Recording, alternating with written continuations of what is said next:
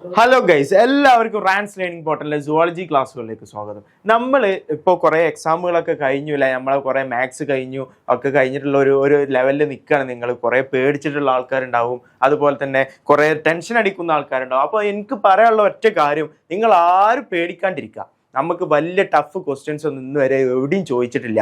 നിങ്ങൾ just NCERT വായിച്ച കുട്ടികളാണെങ്കിൽ, NCERT കൃത്യമായിട്ട് അടിവരയിട്ട് പറയാണ്, NCERT വായിച്ചിട്ടുള്ള കുട്ടികളാണെങ്കിൽ നിങ്ങൾക്ക് ഒരു എക്സാമും ഒരു സീനേ അല്ലാത്ത എക്സാമുകളാണ് ഇതുവരെ ചോദിച്ചിട്ടുള്ള എല്ലാ എക്സാമും. അപ്പോൾ എന്ത് ചെയ്യരുത്, ആരും പേടിക്കരുത്. അപ്പോൾ NCERT കൃത്യമായിട്ട് പഠിക്കുക. കൃത്യമായിട്ട് പഠിച്ചിട്ട് NCERT കൃത്യമായിട്ട് പഠിച്ചിട്ട് മാത്രമേ എന്ത് ചെയ്യാൻ പാടുള്ളൂ, എക്സാമിന് പോകാൻ വേണ്ടി പാടുള്ളൂ. അപ്പോൾ നമ്മളിവിടെ സുവോളജിയുടെ കുറച്ച് ക്വസ്റ്റ്യൻസിലേക്കാണ് നമ്മൾ കടക്കുന്നത്. അപ്പോൾ ഓരോ ചാപ്റ്റർ വൈസ് ആയിട്ടുള്ള ക്വസ്റ്റ്യൻസ് റാൻസ് ലേണിംഗ് പോർട്ടൽ നിങ്ങൾക്കായിട്ട് ഒരുക്കിയിരിക്കുകയാണ്. അപ്പോൾ ഇവിടെ ഞാൻ ആദ്യമായിട്ട് പറയാൻ പോകുന്ന ചാപ്റ്റർ ഞാൻ പറയുന്നത് മൈക്രോബ്സ് ഇൻ ഹ്യൂമൻ വെൽഫെയർ എന്ന് പറയുന്ന ചാപ്റ്ററാണ്. അപ്പോൾ ഭയങ്കര സിമ്പിൾ ആയിട്ടുള്ള ഒരു ചാപ്റ്റർ ആണെന്ന് മക്കൾക്ക് എല്ലാവർക്കും അറിയാം. അപ്പോൾ ഇത് നിങ്ങൾ എന്താ ചെയ്യുക, അതിൽ ഏറ്റവും കൂടുതൽ പ്രീവിയസ് ഇയർ ക്വസ്റ്റ്യൻസ് ആയിട്ട് കൂടുതലായിട്ട് ചോദിച്ചിട്ടുള്ള ചോദ്യങ്ങൾ മാത്രമാണ് ഞാനിവിടെ കൊടുത്തിട്ടുള്ളത്. അപ്പോൾ അത് കൃത്യമായിട്ട് പഠിച്ചു വെക്കുക. നല്ലൊരു മാർക്ക് നിങ്ങൾക്ക് എന്ത് ചെയ്യാൻ പറ്റും, ഇതിൽ നിന്ന് സ്കോർ ചെയ്യാൻ വേണ്ടി പറ്റുമെന്ന് പ്രതീക്ഷിച്ചിട്ട് തന്നെ എന്ത് ചെയ്യുക, നിങ്ങൾ പഠിച്ചുകൊണ്ടിരിക്കുക. അപ്പം നമ്മൾ ആദ്യത്തെ ക്വസ്റ്റ്യൻ ആയിട്ട് പറയുന്നത് there are lab in our stomach too. അതായത് നമ്മുടെ സ്റ്റൊമക്കിലും എന്തുണ്ട് എന്നാണ് പറയുന്നത്, ലാബ് ഉണ്ട് എന്നാണ് പറയുന്നത്. അപ്പം ലാബ് എന്ന് പറഞ്ഞാൽ എന്താണെന്നുള്ളത് മക്കൾക്ക് എല്ലാവർക്കും അറിയാം. LAB എന്ന് വിളിക്കുന്ന ഒരു ബാക്ടീരിയ ആണ് അല്ലേ. ഏതാണ് ആ ബാക്ടീരിയയുടെ പേര്? എക്സ്പാൻഡ് ലാബ് എന്നാണ് ഒന്നാമത്തെ ക്വസ്റ്റ്യനിൽ പറയുന്നത്. എന്താണ് LABയുടെ ഫുൾ ഫോം എന്താണ് പറയുന്നത്? ലാക്റ്റിക് ആസിഡ് ബാക്ടീരിയ എന്നാണ് പറയുന്നത്.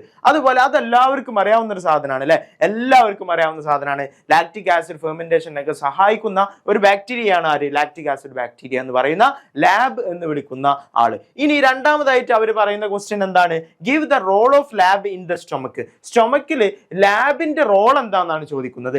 അതും എല്ലാവർക്കും അറിയാവുന്ന സിമ്പിൾ ആയിട്ടുള്ള ക്വസ്റ്റ്യൻ ആണ്. നമ്മുടെ മൈക്രോബ്സ് എന്ന് പറയുന്നത് തന്നെ വളരെ സിമ്പിൾ ആയിട്ടുള്ള ക്വസ്റ്റ്യൻ ആണെന്ന് എല്ലാവർക്കും അറിയാം. അപ്പോൾ അവിടെ നമുക്കറിയാം അതെന്താണ്, നമ്മുടെ എന്തൊക്കെയാണ് ലാബിന്റെ അതിന്റെ ഫങ്ഷൻസ് എന്തൊക്കെയാണ്, എന്താണ് അവരുടെ റോള് എന്ന് പറഞ്ഞാൽ എന്താണ്? Beneficial role in checking diseases. അതായത് ഡിസീസസുകളെ തടയാനുള്ള ഒരു സെറ്റപ്പ് ആർക്കുണ്ട്? നമ്മുടെ ലാബ് ബാക്ടീരിയക്ക് ഉണ്ട്. അതുപോലെ തന്നെ കോസിങ് മൈക്രോബ്സ് ഇൻ സ്റ്റൊമക്ക് അല്ലെ, അതായത് നമ്മുടെ സ്റ്റൊമക്കിലേക്ക് വരുന്ന ഏതൊക്കെ ടൈപ്പ് ഓഫ് രോഗകാരികളുണ്ടോ അല്ലെങ്കിൽ ഏതൊക്കെ പാത്തജൻസ് ഉണ്ടോ എല്ലാവരും എന്ത് ചെയ്യുക, സ്റ്റൊമക്ക് നമ്മുടെ ലാബ് എന്ത് ചെയ്യും, അവരെ ചെക്ക് ചെയ്യും, അഥവാ അവരുടെ ഡിഫെൻഡ് ചെയ്യും എന്നുള്ളതാണ് നമ്മുടെ ലാബിന്റെ ഒന്നാമത്തെ ഫംഗ്ഷൻ ആയിട്ട് നമുക്ക് പറയാനുള്ളത്. അതെല്ലാവർക്കും അറിയാവുന്ന ഒരു കേസാണ്. അപ്പൊ ഇതാണ് ഒന്നാമത്തെ ക്വസ്റ്റ്യൻ. വളരെ സിമ്പിൾ ആയിട്ടുള്ള 2 മാർക്കിന്റെ ക്വസ്റ്റ്യൻ ആണ് ഈ പറഞ്ഞിരിക്കുന്നത്. അപ്പൊ ഒന്നാമത്തെ ക്വസ്റ്റ്യൻ നമ്മളത് കൈയാണ്, വളരെ സിമ്പിൾ ക്വസ്റ്റ്യൻ ആണ്. ഇനി രണ്ടാമത്തതും വളരെ സിമ്പിൾ ആയിട്ടുള്ള ക്വസ്റ്റ്യൻ ആണ്. Write the use of following microbial product ആണ്. അതായത് താഴെ കുറച്ച് എന്ത് കൊടുത്തിട്ടുണ്ട്, മൈക്രോബിയൽ പ്രോഡക്റ്റ് കൊടുത്തിട്ടുണ്ട്. ആ മൈക്രോബിയൽ പ്രോഡക്റ്റിന്റെ എന്താണ് ചോദിച്ചിട്ടുള്ളത്, റോളുകൾ അല്ലെങ്കിൽ അതിന്റെ യൂസ് എന്താണ് എന്നാണ് ചോദിച്ചിട്ടുള്ളത്. അപ്പൊ എന്തൊക്കെയാണ് നമുക്ക് നോക്കാം. ഒന്നാമത്തേതായിട്ട് ക്വസ്റ്റ്യൻ ആയിട്ട് കൊടുത്തിട്ടുള്ളത് പെക്റ്റിനേസ് ആൻഡ് പ്രോട്ടിയേസ് ആണ്. നമുക്കറിയാം പെക്റ്റിൻസിനെ എന്ത് ചെയ്യാണ്, ഡിവൈഡ് ചെയ്യുന്ന ആൾക്കാർ, അതുപോലെ തന്നെ പ്രോട്ടിയേസിനെ ബ്രേക്ക് ഡൗൺ ചെയ്യുന്ന ആൾക്കാർ അല്ലെ. അപ്പൊ ഇവരൊക്കെ എന്തിനാണ് യൂസ് ചെയ്യുന്നത്? നമുക്കറിയാം ബോട്ടിൽഡ് ജ്യൂസസ് അല്ലെ. അതായത് നമ്മുടെ ബോട്ടിൽഡ് ജ്യൂസസിനെ ക്ലാരിഫൈ ചെയ്യാൻ വേണ്ടിയിട്ടാണ് ആര് യൂസ് ചെയ്യുന്നത്? ഈ പ്രോട്ടിയേസസ് അതുപോലെ തന്നെ പെക്റ്റിനേസസ് ഒക്കെ യൂസ് ചെയ്യുന്നത്. അപ്പൊ അത് എല്ലാവർക്കും അറിയാവുന്ന കേസാണ്. ഇപ്പൊ നമ്മുടെ എന്ന് പറയുന്ന ഒരു ബോട്ടിൽഡ് ജ്യൂസ് ഉണ്ട് അല്ലെ, അതിൽ നമുക്കറിയാം ഇപ്പൊ നമ്മൾ നോർമലായിട്ട് നമ്മൾ ഒരു ഫ്രൂട്ട് ജ്യൂസ് അല്ലെങ്കിൽ നമ്മൾ മാംഗോ ജ്യൂസ് ഉണ്ടാക്കിയിട്ടുണ്ടെങ്കിൽ, ഒരു ഫ്രഷ് ജ്യൂസ് ഉണ്ടാക്കിയിട്ടുണ്ടെങ്കിൽ അതിൽ കുറേ തരിതരികളൊക്കെ കാണാൻ പറ്റില്ലേ. എന്നാൽ എന്ന് പറയുന്ന സാധനം എന്താണ്? അതും ഒരു മാംഗോ ജ്യൂസ് തന്നെയാണ്. പക്ഷെ അതിൽ എന്ത് കാണാൻ പറ്റില്ല? നമുക്ക് ഈ ഫൈബേഴ്സ് അതുപോലെ തന്നെ സാധനങ്ങളൊന്നും കാണാൻ പറ്റില്ല, അല്ലെങ്കിൽ അതിലുള്ള കട്ടിയുള്ള ഒരു സാധനങ്ങളൊന്നും കാണാൻ പറ്റില്ല. എന്തുകൊണ്ടാണ് അത് കാണാത്തത്? അത് ക്ലാരിഫൈഡ് ആയിട്ടാണ് കാണുന്നത്. അതെന്തുകൊണ്ടാണ്? അത് ഈ രണ്ട് ആൾക്കാർ യൂസ് ചെയ്തുകൊണ്ടാണ്. പെക്റ്റിനേസ് ആൻഡ് പ്രോട്ടിയേസ് എന്ന് പറയുന്ന 2 എൻസൈംസ് യൂസ് ചെയ്തതുകൊണ്ടാണ് എന്ത് ചെയ്യുന്നത്, ആ ബോട്ടിൽഡ് ജ്യൂസസ് ഒക്കെ എന്ത് ചെയ്തിട്ടുള്ളത്, ക്ലാരിഫൈ ചെയ്ത് നിൽക്കുന്നത് എന്ന് മക്കൾ മനസ്സിലാക്കിയിരിക്കുക. ഇനി രണ്ടാമത്തത് സ്ട്രെപ്റ്റോകൈനേസ് എന്ന് പറയുന്ന സാധനമാണ് അല്ലെ. സ്ട്രെപ്റ്റോകൈനേസിന്റെ യൂസ് എന്താണെന്ന് മക്കൾക്ക് എല്ലാവർക്കും അറിയാം. അതൊരു ക്ലോട്ട് ബസ്റ്റർ ആണ് അല്ലെ. എന്താണ്? ക്ലോട്ട് ബസ്റ്റർ ആണ്. അതെല്ലാവർക്കും അറിയാവുന്ന സാധനമാണ്. അപ്പൊ അത് മക്കൾ എന്ത് ചെയ്തിരിക്കണം, അത് പഠിച്ചിരിക്കണം കേട്ടോ. അപ്പൊ ഇനി അടുത്ത ക്വസ്റ്റ്യനിലേക്ക് കടക്കാണ്. മൂന്നാമത്തെ ക്വസ്റ്റ്യൻ ആണ് the duff which is used for making foods such as dosa and idli. ഈ പഫ്ഡ് അപ്പ് അപ്പിയറൻസ് അതിന് കാണുന്നുണ്ട്. ഏതിന്? ഈ ഡഫിന്. നമുക്കറിയാം നമ്മുടെ NCERT-യിലുള്ള ഒരു സെന്റൻസ് തന്നെ നമുക്കറിയാം എന്താണ്, the puffed up appearance of the dough is due to എന്ന് പറഞ്ഞിട്ട് കൊടുത്തിട്ടുണ്ട് അല്ലെ. The puffed up appearance of the dough എന്ന് പറയുന്ന ഒരു സംഭവം നിങ്ങൾക്ക് എല്ലാവർക്കും അറിയാവുന്ന സാധനമാണ്. അതിൽ ഒന്നാമത്തെ കേസായിട്ട് ഒന്നാമത്തെ ചോദ്യമായിട്ട് കൊടുത്തിട്ടുള്ളത് ഈ ചോദ്യം, what is the process involved here? അതായത് ഇവിടെ ഉണ്ടാകുന്ന പ്രോസസ് എന്താണ്? അതെല്ലാവർക്കും അറിയാം. അത് ഏത് ഫെർമെന്റേഷൻ ആണ്? ആൽക്കഹോളിക് ഫെർമെന്റേഷൻ എന്ന് വിളിക്കുന്ന സാധനമാണ് അല്ലെ. ഏതാണ്? ആൽക്കഹോളിക് ഫെർമെന്റേഷൻ എന്ന് വിളിക്കുന്ന സാധനമാണ്. ആൽക്കഹോളിക് ഫെർമെന്റേഷന്റെ അവസാനത്തെ പ്രൊഡക്റ്റ് ആയിട്ട് വരുന്നത് എന്തൊക്കെയായിരിക്കും? കാർബൺ ഡൈ ഓക്സൈഡ് ഉണ്ടാവും അല്ലെ. എന്തുണ്ടാകും? കാർബൺ ഡൈ ഓക്സൈഡ് ഉണ്ടാകും. അതുപോലെ തന്നെ ആൽക്കഹോളും ഉണ്ടാകും. അപ്പൊ അതെല്ലാവർക്കും അറിയാവുന്ന കേസ്. ഇനി രണ്ടാമത്തത് ബി ക്വസ്റ്റ്യൻ ആയിട്ട് ചോദിക്കുന്നു, എന്താണ്? Name the gas responsible for the above said. അതായത് മുകളിൽ പറഞ്ഞ കാര്യത്തിന് റെസ്പോൺസിബിൾ ആയിട്ടുള്ള ഗ്യാസ് ഏതാണ് എന്നാണ് ചോദിക്കുന്നത്. ഏതാണ് ആ ഗ്യാസ്? എല്ലാവർക്കും അറിയാവുന്ന സാധനമാണ്. ഏതാണ്? കാർബൺ ഡൈ ഓക്സൈഡ് എന്ന് വിളിക്കുന്ന ഗ്യാസ് ആണ്. അപ്പൊ എല്ലാവരും അത് എന്ത് ചെയ്തിരിക്കണം? പഠിച്ചിരിക്കണം. ഇനി അടുത്തത് നാലാമത്തെ ക്വസ്റ്റ്യൻ ആയിട്ട് കൊടുക്കുന്നു. നാലാമത്തെ ക്വസ്റ്റ്യൻ ആയിട്ട് പറയുന്നത് 3 water samples namely river water, untreated sewage water and secondary effluent discharge from sewage treatment plant were subjected to BOD test and the obtained values are 60 mg per liter, 307 mg per liter, 200 mg per liter. അങ്ങനെ respectively which sample is most polluted ആയിട്ടുള്ള sample ഏതാണെന്ന് ചോദിക്കുന്നത്. അതായത് ഇവിടെ 3 water samples കൊടുത്തിട്ടുണ്ട്. അപ്പോൾ water സാമ്പിൾസിൽ ഇതിൽ most polluted ആയിട്ടുള്ള വാട്ടർ സാമ്പിൾ ഏതാണെന്നാണ് നമ്മൾ പറഞ്ഞു കൊടുക്കേണ്ടത്. അപ്പോൾ അതിൽ നിങ്ങൾക്ക് എങ്ങനെയാണ് അത് മനസ്സിലാക്കേണ്ടത്? അത് BOD എന്ന് പറയുന്ന ബയോകെമിക്കൽ ഓക്സിജൻ ഡിമാൻഡിനെ ബേസ് ചെയ്തിട്ടാണ് നമ്മൾ എന്ത് ചെയ്യാനുള്ളത്? ഈ കാര്യം നമ്മൾ പറഞ്ഞു കൊടുക്കേണ്ടത്.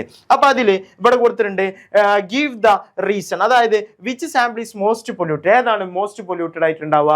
അത് BOD കൂടിയ ആളായിരിക്കും അല്ലെ. BOD കൂടിയ ആളായിരിക്കും മോസ്റ്റ് പൊല്യൂട്ടഡ് ആയിട്ടുണ്ടാവുക. അപ്പൊ നമുക്ക് എല്ലാവർക്കും അറിയാവുന്ന സാധനമാണ്. അതായത് ബയോകെമിക്കൽ ഓക്സിജൻ ഡിമാൻഡ് കൂടിയ ആള് എന്ന് പറയുന്നത് എന്താണ്? മോസ്റ്റ് പൊല്യൂട്ടഡ് ആയിട്ടുള്ള ഒരു വാട്ടർ ആണെന്ന് മക്കൾക്ക് എല്ലാവർക്കും അറിയാവുന്ന സാധനമാണ്. അപ്പൊ പൊല്യൂഷൻ ഈ ഡയറക്ട്ലി പ്രൊപ്പോർഷണൽ ടു BOD. അതായത് BOD കൂടുമ്പോൾ എന്ത് ചെയ്യും? പൊല്യൂഷൻ കൂടും. അതേപോലെ തന്നെ BOD കുറഞ്ഞു കഴിഞ്ഞാൽ എന്താണ്? പൊല്യൂഷൻ കുറവാണ് എന്നാണ് മക്കള് മനസ്സിലാക്കി വെക്കേണ്ട കാര്യം. ഇനി അവിടെ എന്ത് ചോദിച്ചിട്ടുണ്ട്? അവിടെ കൊടുത്തിട്ടുണ്ട് greater BOD means highly polluted water, lesser BOD the pollution is lesser എന്ന് നമുക്ക് പറയാൻ വേണ്ടി പറ്റും. പിന്നെ നമുക്കറിയാം ഡിഫൈൻ BOD അല്ലെ. BOD എന്ന് പറഞ്ഞാൽ എന്താണെന്നറിയാം? അതായത് നമ്മുടെ 1 ലിറ്റർ വാട്ടർ എടുത്ത് കഴിഞ്ഞിട്ട് അതിലുള്ള ടോട്ടൽ സാധനങ്ങളെ നമ്മുടെ ഡിയോ ഓക്സിജനേറ്റ് ചെയ്ത് കഴിഞ്ഞാൽ അതിൽ അവസാനം ബാക്കി വരുന്ന ഓക്സിജന്റെ അളവിനെയാണ് നമ്മൾ എന്ത് വിളിക്കുന്നത്? നമ്മൾ BOD എന്ന് വിളിക്കുന്നത്, ബയോകെമിക്കൽ ഓക്സിജൻ ഡിമാൻഡ് എന്ന് വിളിക്കുന്നത്. ഓക്കെ അല്ലേ? അപ്പോൾ മക്കൾ ഇത്രയും കാര്യങ്ങൾ കൃത്യമായിട്ട് പഠിച്ചിരിക്കണം. ഇനി അടുത്തതായിട്ട് നമ്മൾ പറയുന്ന ക്വസ്റ്റ്യൻ ആണ് fill in the blanks to complete the table. അതായത് ടേബിൾ കംപ്ലീറ്റ് ചെയ്യാനാണ് പറയുന്നത്. അപ്പോൾ എങ്ങനെയൊക്കെയാണ് നമുക്ക് ഈ ടേബിൾ കംപ്ലീറ്റ് ചെയ്യാന്നുള്ളത് നമുക്ക് നോക്കാം. അതിൽ ആദ്യത്തെ ടേബിളിൽ കൊടുത്തിട്ടുള്ളത്, ആദ്യത്തെ കോളത്തിൽ കൊടുത്തിട്ടുള്ളത് എന്താണ്? മൈക്രോ ഓർഗാനിസംസ് ആണ്.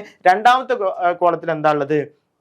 യൂസ് ഓഫ് മൈക്രോ ഓർഗാനിസംസ് ആണ്. അപ്പൊ ഇതിൽ ഒന്നാമത്തെ കേഡിങ് ഓഫ് മിൽക്ക്, അതിനെ സഹായിക്കുന്ന ഓർഗാനിസം ഏതാണ്? മൈക്രോ ഓർഗാനിസം ഏതാണ് കേഡിങ് ഓഫ് മിൽക്കിന് നമ്മളെ സഹായിക്കുന്നത്? അത് നമുക്ക് എല്ലാവർക്കും അറിയാവുന്ന സാധനമാണ്, നമ്മുടെ ലാബ് ബാക്ടീരിയ ആണ് അല്ലെ. LAB ലാക്റ്റിക് ആസിഡ് ബാക്ടീരിയ ആണ്. അത് മക്കൾ മനസ്സിലാക്കി വെക്കുക. ബാസിലസ് തുറിഞ്ചിയൻസിസ് ആണ് രണ്ടാമതായിട്ട് കൊടുത്തിട്ടുള്ളത്. അതെല്ലാവർക്കും അറിയാവുന്ന കേസാണ്. എന്തിനാണ് ബാസിലസ് തുറിഞ്ചിയൻസിസ് നമുക്ക് യൂസ് ചെയ്യുന്നത്? BT എന്ന് പറയുന്ന സാധനം എന്തിനാണ് യൂസ് ചെയ്യുന്നത്? നമുക്ക് എല്ലാവർക്കും അറിയാവുന്ന കേസാണ്. എന്താണ് അത് ഇൻസെക്റ്റിനെ എന്ത് ചെയ്യാണ്? ഡിഫെൻഡ് ചെയ്യാൻ വേണ്ടിയിട്ടാണ് അല്ലെ. ഇൻസെക്റ്റിനെ ഡിഫെൻഡ് ചെയ്യാൻ വേണ്ടിയിട്ടാണ് എന്തിനെ യൂസ് ചെയ്യുന്നത്? BT എന്ന് പറയുന്ന ബാക്ടീരിയ നമ്മൾ യൂസ് ചെയ്യുന്നത്. അടുത്തതായിട്ട് നമ്മൾ കൊടുക്കുന്നത് ആസ്പെർജില്ലസ് നൈഗർ എന്ന് വിളിക്കുന്ന ആളാണ് അല്ലെ. ആസ്പെർജില്ലസ് നൈഗർ എന്ന് വിളിക്കുന്ന ആള് ഇവരെന്തിനാണ് സഹായിക്കുന്നത്? ഇവരാണ് നമ്മുടെ സിട്രിക് ആസിഡ് എന്ത് ചെയ്യുന്നത്? പ്രൊഡ്യൂസ് ചെയ്യുന്നത്. എന്താണ്? സിട്രിക് ആസിഡ് പ്രൊഡ്യൂസ് ചെയ്യുന്ന ആളാണ് ആര്? നമ്മുടെ ആസ്പെർജില്ലസ് നൈഗർ എന്ന് വിളിക്കുന്ന ആള് അല്ലെ. ഇനി അടുത്തതായിട്ട് production of butyric acid produce ചെയ്യുന്ന ബാക്ടീരിയ ആരാണ്?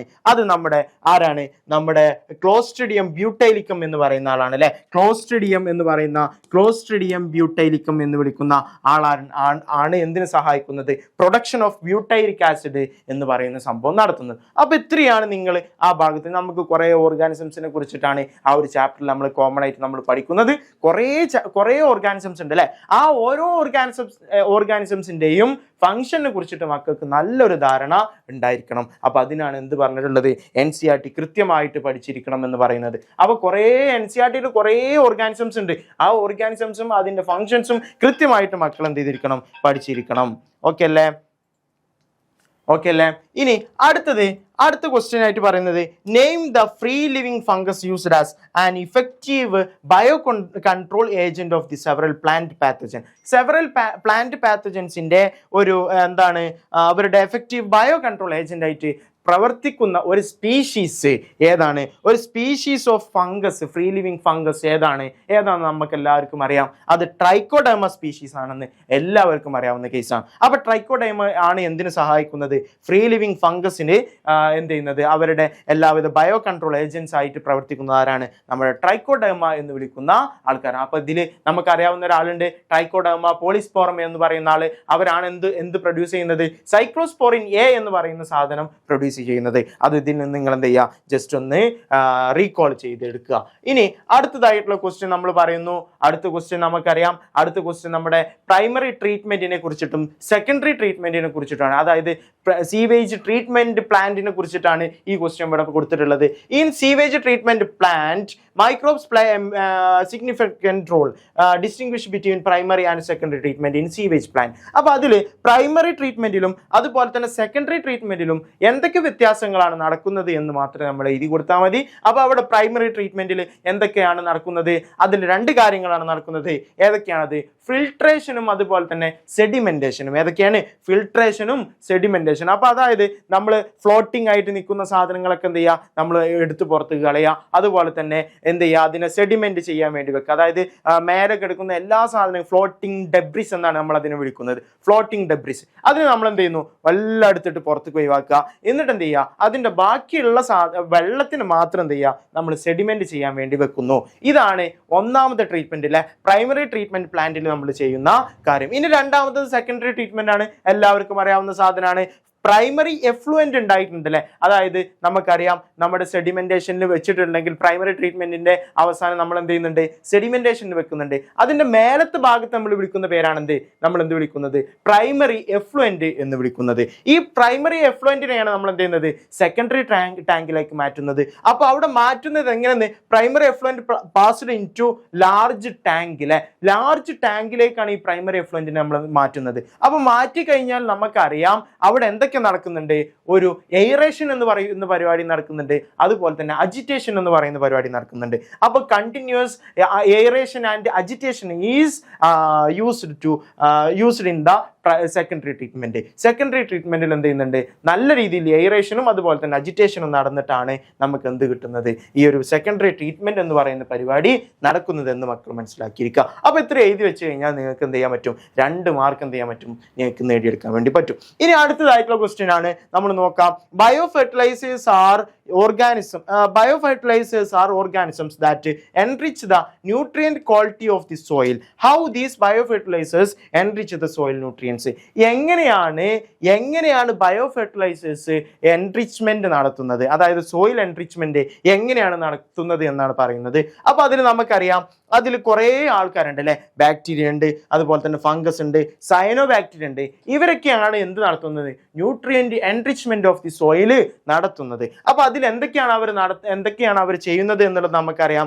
അറ്റ്മോസ്ഫിയറിക് നൈട്രജൻ എന്താക്കി മാറ്റുന്നു, ഓർഗാനിക് ഫോമിലേക്ക് ആക്കി മാറ്റുന്നു. അതാരാ ചെയ്യുന്നത്, നമ്മുടെ റൈസോബിയം എന്ന് പറയുന്ന സ്പീഷീസ് ആണ് ആ പരിപാടി നടത്തുന്നത്. അതുപോലെ തന്നെ അറ്റ്മോസ്ഫിയറിക് നൈട്രജൻ എന്ത് ചെയ്യുന്നു, ഫിക്സ് ചെയ്യല്ലേ, നൈട്രജൻ ഫിക്സേഷൻ എന്ന് പറയുന്ന പരിപാടി അത് നടത്തുന്നത് ആരാണ്, അസോസ്പെറില്ലം ആൻഡ് അസിറ്റോബാക്ടർ എന്ന് പറയുന്ന ഫ്രീ ലിവിംഗ് ബാക്ടീരിയ ആണ് അല്ലെ. സോയിലിൽ നിൽക്കുന്ന ഫ്രീ ലിവിംഗ് ബാക്ടീരിയ ആണ് ആരൊക്കെ, നമ്മുടെ അസോസ്പെറില്ലം ആൻഡ് അസിറ്റോബാക്ടർ എന്ന് പറയുന്ന ആള്. ഇവരെന്ത് ചെയ്യുന്നുണ്ട്, ഈ നൈട്രജൻ എന്ത് ചെയ്യുന്നുണ്ട്, അറ്റ്മോസ്ഫിയറിക് നൈട്രജൻ എന്ത് ചെയ്യുന്നുണ്ട്, ഫിക്സ് ചെയ്യുന്നുണ്ട്. അതുപോലെ തന്നെ അബ്സോർബ് ഫോസ്ഫറസിന് എന്ത് ചെയ്യുക, അബ്സോർബ് ചെയ്യുന്നത് അതാരാണ്, നമ്മുടെ മൈക്കോറൈസ എന്ന് പറയുന്ന ആൾക്കാരാണ് അല്ലെ. മൈക്കോറൈസിനെ നമുക്കറിയാം, ഒരു കൃത്യമായിട്ട് പറഞ്ഞു കഴിഞ്ഞാൽ ഗ്ലോമസ് എന്ന് പറയുന്ന ജീനസിൽ പെട്ടിട്ടുള്ള മൈക്കോറൈസകളാണ്. കൂടുതലായിട്ടും എന്ത് ചെയ്യുന്നത് ഈ ഒരു ഫോസ്ഫറസിന്റെ അബ്സോർപ്ഷൻ നടത്തുന്നത് എന്ന് എന്ത് ചെയ്യുക മക്കള് ഇപ്പൊ മനസ്സിലാക്കി വെക്കുക. ഇനി അപ്പൊ ഇത്രയാണ് നമുക്ക് എന്ത് ചെയ്യാനുള്ളത് ഈ ഒരു ചാപ്റ്ററിലെ വളരെ ഇമ്പോർട്ടൻ്റ് ആയിട്ടുള്ള ക്വസ്റ്റ്യൻസ് ആയിട്ട് നമുക്ക് പറയാനുള്ളത്. അപ്പൊ ഇത്രയും ഭാഗങ്ങൾ എന്ത് ചെയ്തിരിക്കണം, കൃത്യമായിട്ട് മക്കൾ പഠിച്ചിരിക്കണം. വളരെ ഇമ്പോർട്ടൻ്റ് ആയിട്ടുള്ള ഭാഗമാണ് ഇത്. അതുപോലെ തന്നെ നമ്മുടെ ഫെർമെന്റേഷന്റെ പാർട്ട്, അതുപോലെ തന്നെ നമ്മുടെ ബയോഗ്യാസിന്റെ പാർട്ട്, ഇതൊക്കെ എന്ത് ചെയ്തിരിക്കണം, കൃത്യമായിട്ട് മക്കൾ വായിച്ചിട്ട് മാത്രമേ എക്സാമിന് പോകാൻ പാടുള്ളൂ എന്ന് ഓർമ്മിപ്പിച്ചുകൊണ്ട് നിർത്തുകയാണ്. Good bye.